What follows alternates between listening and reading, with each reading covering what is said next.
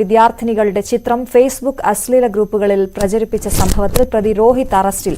Kalady police ഇന്നലെ കസ്റ്റഡിയിലെടുത്ത ശേഷം അറസ്റ്റ് രേഖപ്പെടുത്തുകയായിരുന്നു. നേരത്തെ കസ്റ്റഡിയിലെടുത്ത ശേഷം വിട്ടയച്ച നടപടിക്കെതിരെ വൻ പ്രതിഷേധമുയർന്നിരുന്നു. ജൂലൈ 4-ാം തീയതി ബർത്ത്ഡേ ആയിരുന്നു. അപ്പം അന്ന് എൻ്റെ റൂംമേറ്റ്സ് രണ്ടുപേര് സ്റ്റോറി ഇട്ട 2 ഫോട്ടോസ് സ്ക്രീൻഷോട്ട് എടുത്തിട്ട് ഇയാള് FBയിലെ വിദ്യായങ്കർ എന്ന് പറഞ്ഞൊരു അക്കൗണ്ടിലൂടെ ഇൻസെസ്റ്റ് കേരള എന്ന് പറഞ്ഞിട്ടുള്ള ഒരു 80+ കണ്ടന്റുള്ള അഡൾട്ട് പേജിലേക്ക് ഷെയർ ചെയ്ത് അങ്ങനെ അത് പിറ്റേ ദിവസം ഈ കോളേജിൽ തന്നെ വേറൊരു കുട്ടി എൻ്റെ ക്ലാസ്സിൽ പഠിക്കുന്ന ഒരു കുട്ടിക്ക് അയച്ചു കൊടുത്തിട്ട് അവൻ വഴിയാണ് ഞാനിങ്ങനെ FBയിൽ ഇങ്ങനെ എൻ്റെ ഫോട്ടോ വന്നിട്ടുണ്ടെന്ന് അറിയുന്നത്.